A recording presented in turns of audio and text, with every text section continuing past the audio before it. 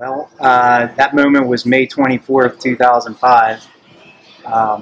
My then 8-year-old daughter, McKenna, was diagnosed with type 1 diabetes on that day. No, we have no family history. Daughter was otherwise healthy, athletic, no signs at all up until a few days leading up to her diagnosis. I guess it was better than some of the alternatives. You know, after we saw what her symptoms were and we first went to a doctor, we were given a couple of possibilities, and diabetes was kind of the middle one. So while it was shocking, there are definitely worse things that one can be diagnosed with. She was having to go to the bathroom frequently, and she was drinking huge amounts of fluids, which was very unique for McKenna because I could never get her to even have a glass of milk at dinner. And I noticed empty Gatorade bottles and empty water bottles when I came down in the morning. And then she came with me. I was picking up a new car. Actually, my wife was out of town, and usually she'd be pretty excited for something like that.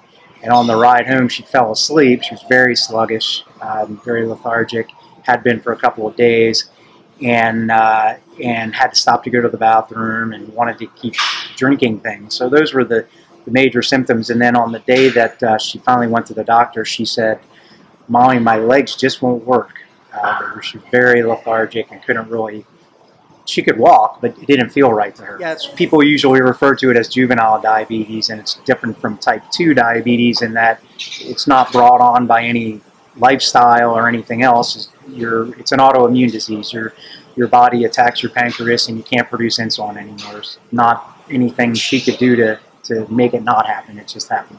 There's not that much medication for type 1, but there's a lot of supplies. You're constantly testing your blood sugar, so you have test strips and you have little testers that have lancets that make the finger prick, and you have insulin, and you have needles and alcohol swabs and so forth. And in my daughter's case, she has an insulin pump, and there's a whole host of supplies that go with that as well. You know, I guess you don't have a choice, and fortunately 8 years old is maybe young enough that they're still very adaptable. But at first she was, you know, very upset and scared, and you start hearing like you can't eat this and you can't eat that, and it's very difficult. But she was amazing. We were in the hospital, I forget, in maybe 4 or 5 days, and by the second or third day she was giving all of her own injections, and she was testing her blood sugar herself. So, you know, kids deal with stuff and they learn to live with it. But it is a difficult thing for families because it's the focus, especially in the first few years. It's the focus of everything you do every day. You're constantly asking, did you test? What are you eating? How many carbohydrates? And it's a lot for an 8-year-old. It's a lot for anyone, and it can create a lot of tension between the parent and the kid.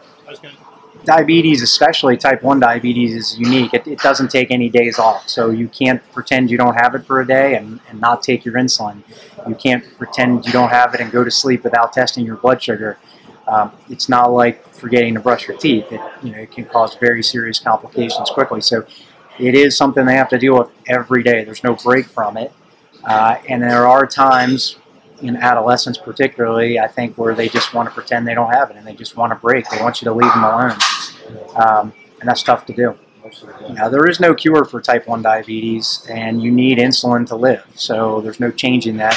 In fact, she requires more and more insulin as she ages to eat the same things.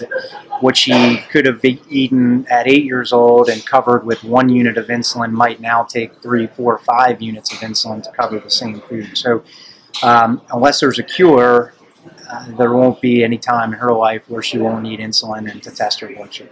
I was aware of type 2 diabetes, which, usually it's what you think of the stereotypical type 2 diabetes. It's your grandmother or your grandfather. Maybe they're a little overweight, or they're not exercising, or they're not eating properly.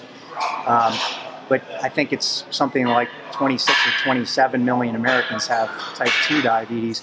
Type 1, I'd never really bumped into until my daughter had it. And then I was amazed how often I heard thereafter of other friends of hers and people diagnosed after her. So yeah, I think close to 1.5 million children in America have type 1 diabetes. It's much more common than you would think, and particularly it seems to be in this area.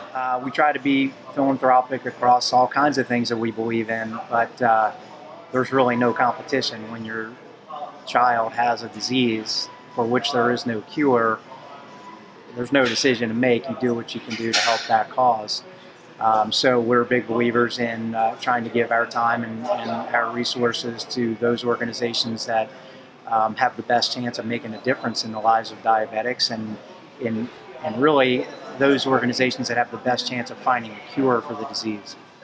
I'm most involved with the American Diabetes Association and the Tour de Cure, which is a nationwide, it's a cycling program, rides done across the country to raise money. Here in Talbot County, we have the Chesapeake Bay Tour de Cure. We're about to do our 4th year of the ride, and it raises in the neighborhood of $250,000, hopefully $300,000 this year, each year towards the cause. And that's what I'm most involved in. I'm the chairperson of that ride. So there's a bunch of ways you can get involved. One, of course, is you can ride either on your own or you can join a team. Like I have a team of family and friends that we call Team McKenna. My daughter's name is McKenna. You can donate to other riders if you don't want to ride. You can be a volunteer for the event. There's a huge amount of coordination that goes on to pull this event off, as well as things that are needed day of event. And I think hopefully you can see the phone number here and the website. You can just Google search Tour de Cure and you'll find the Easton event listed there. It's called the Chesapeake Tour de Cure. Yeah, it's the best place in the world to ride, especially if you're not a rider now. Come here and ride here. It's flat. Yeah. I've done diabetes rides in Death Valley and in Asheville and places like that. And let me tell you, this one's a whole lot easier than those. We have beautiful scenery everywhere. A really, really well-marked, safe route. Very well-supported ride. It's one of the easier rides for somebody to jump in and sort of get their feet wet in riding.